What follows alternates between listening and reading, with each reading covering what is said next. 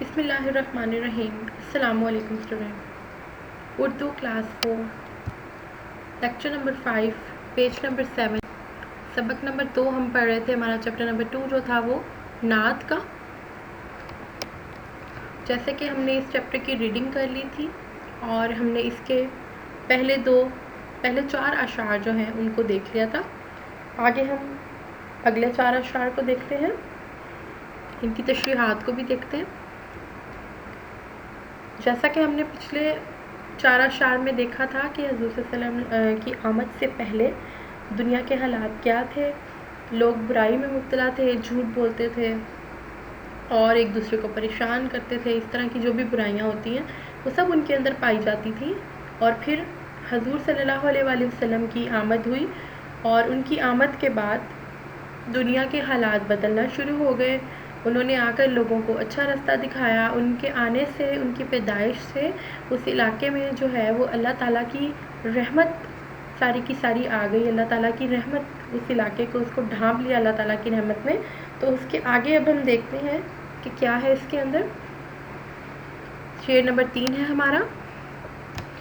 وہ پیارے نبی صلی اللہ علیہ وآلہ وسلم جن کا اعلیٰ مقام ہوا، جن پہ نازل خدا کا کلام، زمانے کو دی علم کی روشنی کہ تبدیل جس سے ہوئی زندگی۔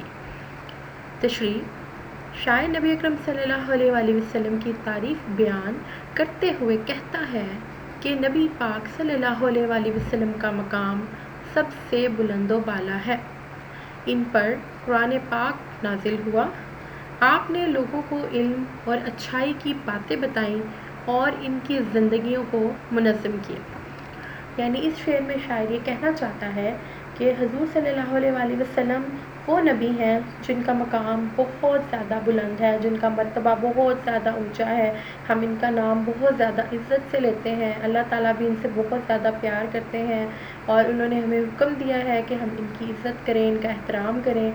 ہوا جن پہ نازل خدا کا کلام، یعنی اللہ تعالیٰ کا کلام، یعنی کہ قرآن پاک کی بات ہو رہی ہے کہ یہ وہ نبی ہیں جن پر اللہ تعالیٰ نے اپنا کلام قرآن مجید یا قرآن پاک جو ہے، اپنی کتاب جو ہے وہ نازل کی تھی، اور انہوں نے جو ہے حضور صلی اللہ علیہ وآلہ وسلم نے ہی لوگوں کو آ کر علم کی باتیں بتائیں۔ علم کی روشنی دینے کا مطلب یہی ہے کہ علم کی باتیں بتائیں، یعنی کہ لوگ پہلے اچھی حرکتیں نہیں کرتے تھے۔ جیسے اگر آپ کے گھر میں کوئی بندہ ایسا ہو جو بار بار آپ کو پریشان کرتا ہے، جو مہمانوں کے آنے پہ اچھے طرح سے بیہیو نہیں کرتا ہے، تو آپ کیا کہتے ہیں کہ تم تو جاہل ہو۔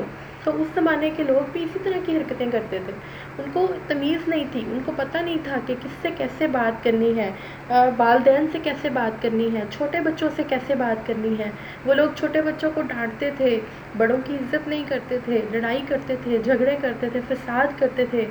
تو حضور صلی اللہ علیہ وسلم نے آ کر ان لوگوں کو یہ باتیں چھوٹی چھوٹی سی، جیسے ہمیں ہمارے گھر میں ہماری امی، ہمارے ابو یہ باتیں بتاتے ہیں، اس طریقے سے حضور صلی اللہ علیہ وسلم نے یہ باتیں پہلی دفعہ آ کر لوگوں کو بتائیں کہ آپ نے اس طرح سے بیہیو کرنا ہے، آپ نے لوگوں کو پریشان نہیں کرنا، آپ نے جھوٹ نہیں بولنا، گناہ اور ثواب کی جو بھی باتیں ہیں وہ سب ہمیں پہلے نہیں پتہ تھی، وہ ہمیں حضور صلی اللہ علیہ وسلم نے آ کر بتائی تھی۔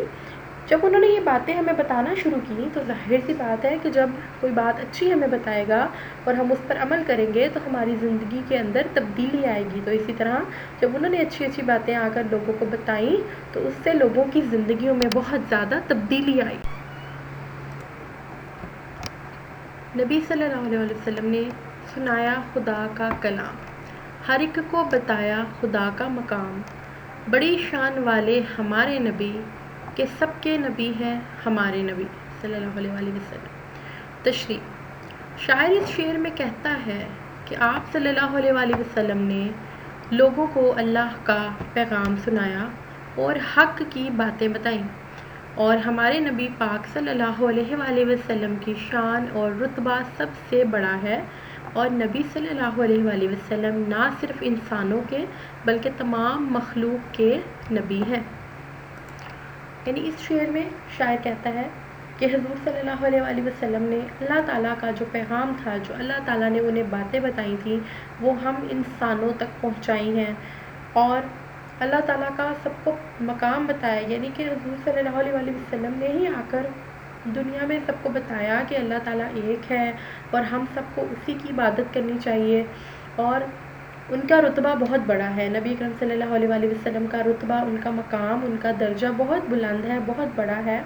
اور حضور صلی اللہ علیہ وسلم صرف انسانوں کے نبی نہیں ہیں، بلکہ جتنے بھی مخلوقات اس پوری کائنات میں موجود ہیں، جانور ہیں، پرندے ہیں، وہ سب کے نبی ہیں۔